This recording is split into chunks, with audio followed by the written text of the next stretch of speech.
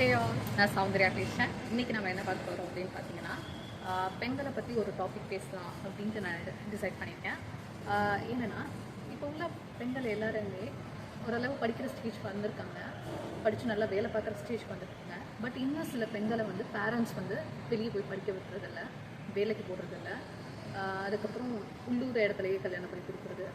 இதே மாதிரியே எங்கேயுமே போகக்கூடாது, பண்ணக்கூடாது. என் ஃப்ரெண்ட் ஒருத்தவங்க சொன்னாங்க, இன்னும் அவங்க ஃப்ரெண்டோட தங்கச்சி எல்லாமே வந்து சும்மா படிக்கட்டும், பேருக்கு படிக்கட்டும், ஒரு டிகிரி படிக்கட்டும், கல்யாணம் பண்ணி கொடுத்துடணும், அதுவும் உள்ளூர் மாப்பிள்ளையாகவே இருக்கணும் அப்படின்னு சொன்னாங்க. ஸோ இதுலேருந்து என்ன தெரியுது அப்படின்னு பார்த்தீங்கன்னா, பெண்கள் வந்து வெளியே போகக்கூடாது, நடமாடக்கூடாது, ஒன்றும் பண்ணக்கூடாது, ஒரு ஜடமாக இருக்கணும், வீட்டு வேலையெல்லாம் செய்யணும், எல்லாம் அவங்களுக்கு என்ன பண்ணணுமோ அதை எல்லாமே பண்ணிகிட்டே இருக்கணும். நம்மளுக்குன்னு ஒரு வெறுப்பு எதுவுமே இருக்காதா?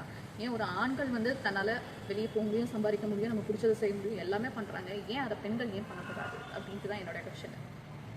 அவங்க எப்படி இருக்காங்களோ அதே மாதிரியே நீங்கள் வந்து லைக் பண்ணுங்கள்.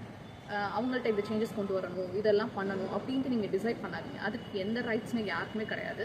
ஒரு பெண்ணால் ஒரு ஆணை வந்து மாற்றவும் முடியும், அழிக்கவும் முடியும். அது அவள் கையில் தான் இருக்கே. அதை நீங்கள் எப்படி நீங்கள் வந்து அவளுக்கு நீங்கள் ரெஸ்பெக்ட் கொடுக்குறீங்க, பிலீவ் பண்ணுறீங்க, அதை பொறுத்து தான் எல்லாமே அவளுக்கு ரிட்டர்ன்ஸ் கிடைக்குமே. ஒரு கொஸ்டின் கேட்குறேன், எத்தனை பெண்கள் வந்து சும்மா படிக்கணுங்கிறதுக்காக எவ்வளோ டிகிரிஸ் படிச்சுட்டு போகிறீங்க? ஒரு கோல் நோக்கி போனால் பரவாயில்ல, இல்லை டிகிரி படிக்கணும், வீட்டில் கல்யாணம் பண்ணி வச்சுருவாங்க, இந்த கேசஸில் டிகிரி படித்து ஒரு 3-4 டிகிரி எல்லாம் வாங்கி வச்சுருக்கீங்க. பட் நம்ம அது எதுக்கு யூஸ் பண்ணுறோம் அப்படின்னே தெரியாமல் இருக்குது. ஸோ நம்மளுடைய பர்பஸ் என்ன அப்படிங்கிறத நீங்கள் ஃபைண்ட் பண்ணுங்கள். நம்மளுக்கு பிடிச்சதை, உங்களுக்கு பிடிச்சதை நீங்கள் செய்யுங்க. அது யாராலுமே ரெஸ்ட்ரிக்ட் பண்ண முடியாது.